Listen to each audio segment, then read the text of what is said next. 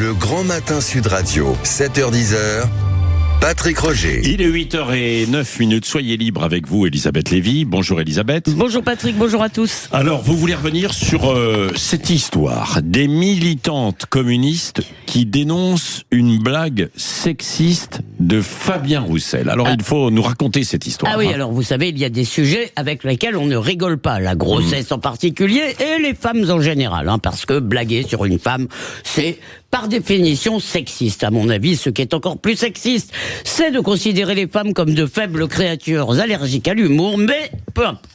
350 élus et militantes du parti communiste français accusent donc dans une lettre ouverte leur secrétaire national de décrédibiliser la parole du parti, donc par des propos sexistes relevant, excusez du peu, de la domination masculine. Voilà pourquoi, c'est que le malheureux Roussel a osé plaisanter sur la grossesse de Marine Tourdelier avec cette petite phrase « J'ai fait un don de sperme ». Il aurait blagué sur la Vierge Marie, elle n'aurait pas fait tant de fois. Il a d'ailleurs présenté ses excuses à l'écologiste. Sauf Patrick qu'un scandale peut, comme les trains, peut en cacher un autre. Car dans cette affaire, la dégueulasserie, ça n'est pas la blague, mais le fait qu'elle ait été divulguée en place publique. Roussel n'a en effet pas fait cette plaisanterie publiquement, mais dans une discussion privée avec le journaliste Patrick Cohen, après une interview matinale, comme vous en avez ici, parfois dans le studio. Eh bien, le soir même, Cohen s'est empressé de moucharder sur France 5, attirant ainsi sur le communisme les foudres féministes. Bon, il faut admettre que c'est pas de bon goût, quand même, évidemment, la petite phrase, quoi. C'est de mauvais goût, mais enfin, si l'humour doit en plus satisfaire au canon du bon goût, demandez à notre ami Régis Maillot, autant l'interdire sur Radio Nova, vous savez, celle de Pigasse, des gens sont payés tous les jours pour faire des blagues bien plus douteuses en langue de gauche, on dit transgressif. Si Guillaume Meurice avait ironisé par exemple sur une grossesse de Sarah Knafo, nos dames patronesses auraient trouvé ça